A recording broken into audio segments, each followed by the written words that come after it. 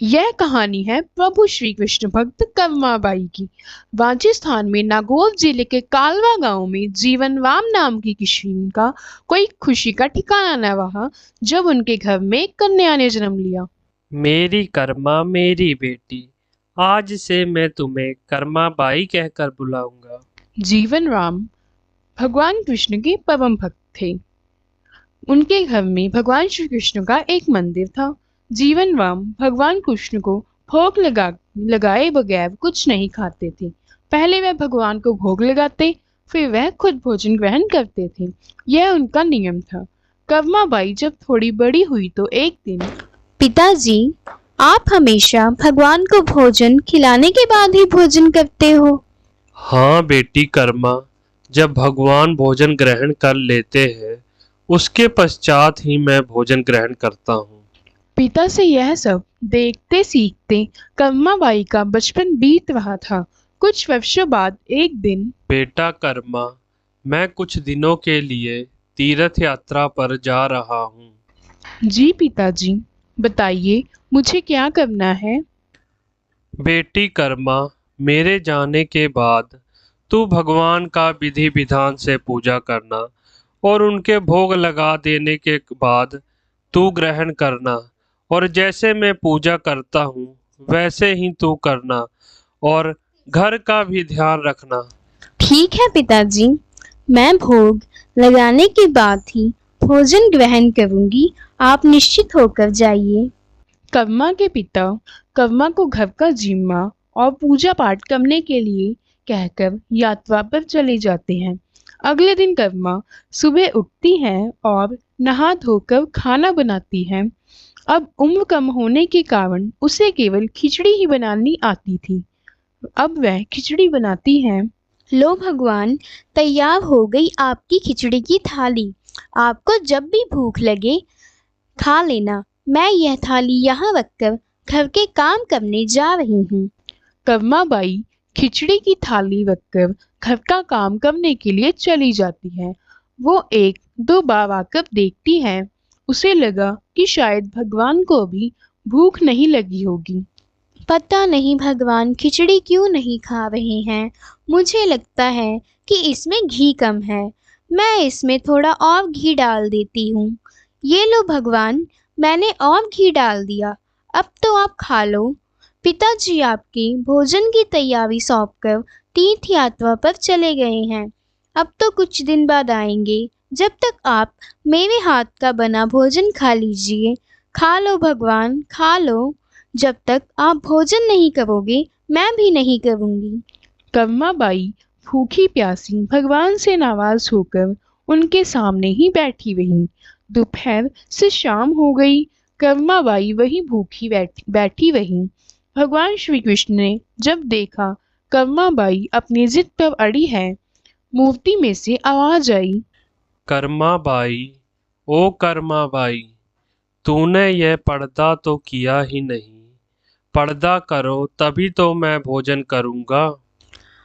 अरे हाँ प्रभु, रुकिए, मैं अभी पर्दा करती हूँ। आप आराम से खिचड़ी खाओ। आप मुझे पहले ही बता देते इतनी सी बात के लिए पूरा दिन खुद भी भूखा रहे और मुझे भी भूखा रखा। देखते ही देखते पूरी थाली खाली हो गई।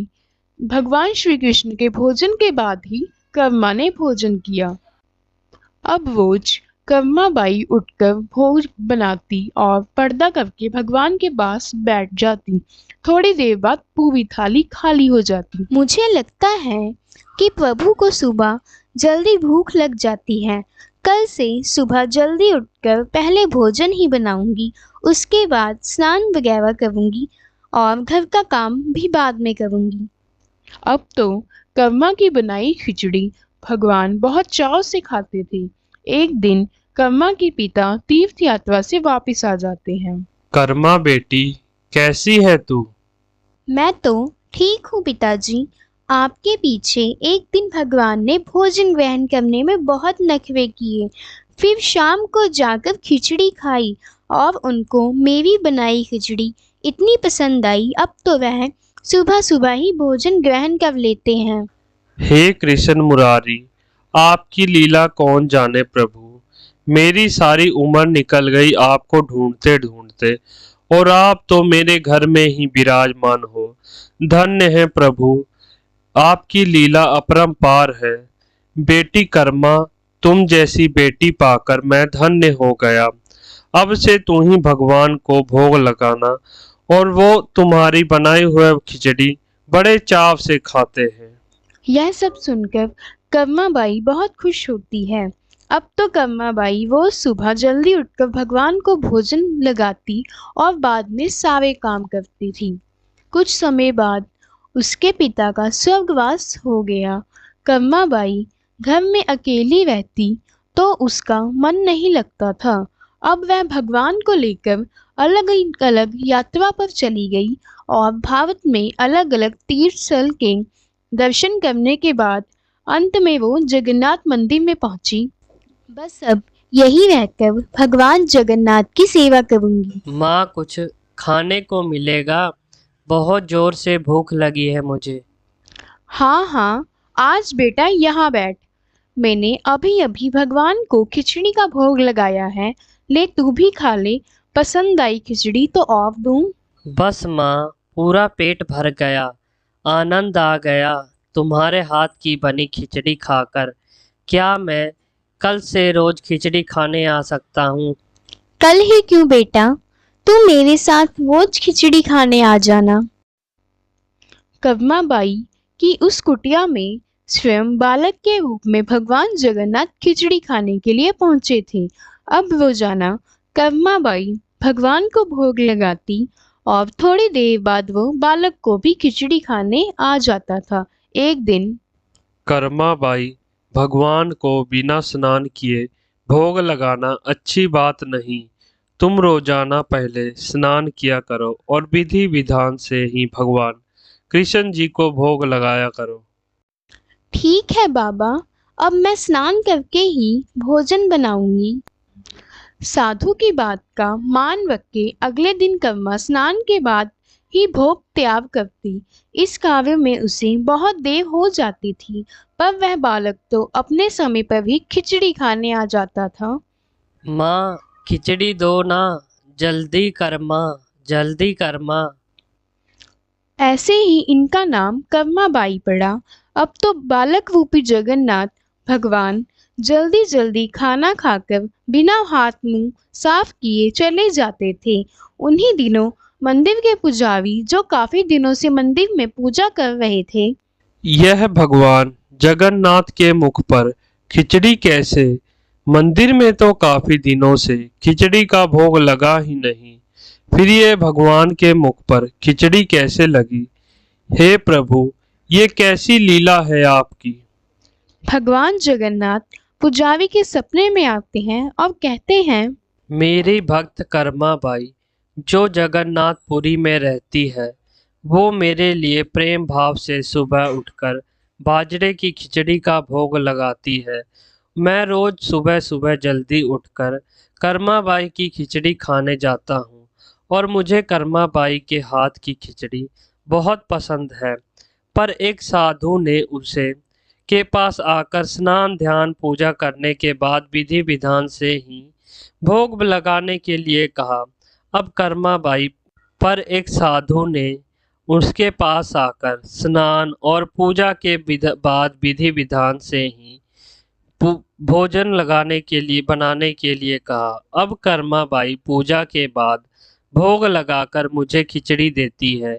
इस समय सब कार्य में बहुत देर हो जाती है और मुझे बहुत तेज से भूख लगी होती है और भक्त जन मेरा इंतजार कर रहे होते मंदिर में।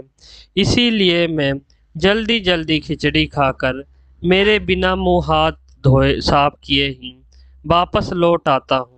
भगवान जगन्नाथ की अद्भुत बातों को स्वप्न में सुनकर पुरोहित जी साधु की हर जगह खोज करवाते हैं। साधु घबरा जाता है और कर्माबाई के पास जाता है। कर्माबाई, तुम्हें भगवान जगन्नाथ की प्रिय भक्त हो, तुम्हारे लिए कोई नियम नीति की जरूरत नहीं। तुम जैसे पहले भोग लगाती थी वैसे ही भोग लगाया करो। ठीक है बाबा, मैं अब पहले की तरह ही सुबह जल्दी उठकर खिचड़ी बनाकर भगवान को भोग लगा दूंगी। अब कर्माबाई पहले की तरह फिर से भगवान को भोग लगाकर उस बालक को खिचड़ी खाने के लिए देती। यह सब कई वर्ष तक चला, पर एक दिन कर्माबाई परलोक सिधर गई। हे प्रभु, हमसे कुछ भूल हो गई क्या? आज आपके नैनों से असुवन धारा बह रही है। हे भगवान जगन्नाथ, क्या अपराध हुआ हमसे जो आप इतने उदास हो आज? उसी बात भगवान जगन्नाथ पुजारी के स्वप्न आते हैं। वह बताते हैं कि उनकी भक्त कर्माबाई इस लोक से परलोक सिधार गई। अब उन्हें सुबह सवेरे बाजरे की खिचड़ी कौन खिलाएगा, यही उन्हें दुख है। और उसी दिन से रोज भगवान को खिचड़ी का भोग लगने लगा, ताकि भगवान को कभी भी कर्माबाई की कमी महसूस ना हो। और इसीलिए तो यह भजन गाया जाता है। थाली भर कर लाई रे खिचड़ो, थाली भर कर लाई रे खिचड़ो, पर घी की बाट की, जीवे राम मेरा श्याम धनी, जीवावे बेटी जाट की, कर्मा बेटी जाट की। बाबा तो मारो गाँव गयो है, ना जाने कब आवेगा, ओके भरोसे बैठो रे हाथे, भूखा ही रह जावेगा। तन जीवाऊं आज मैं खिचड़ो, हो तने जीवाऊं आज मैं खिचड़, नाल रबड़ी छाछ की, जीवे राम मेरा श्याम धनी, जीवावे बेटी जाट की, कर्मा बेटी जाट।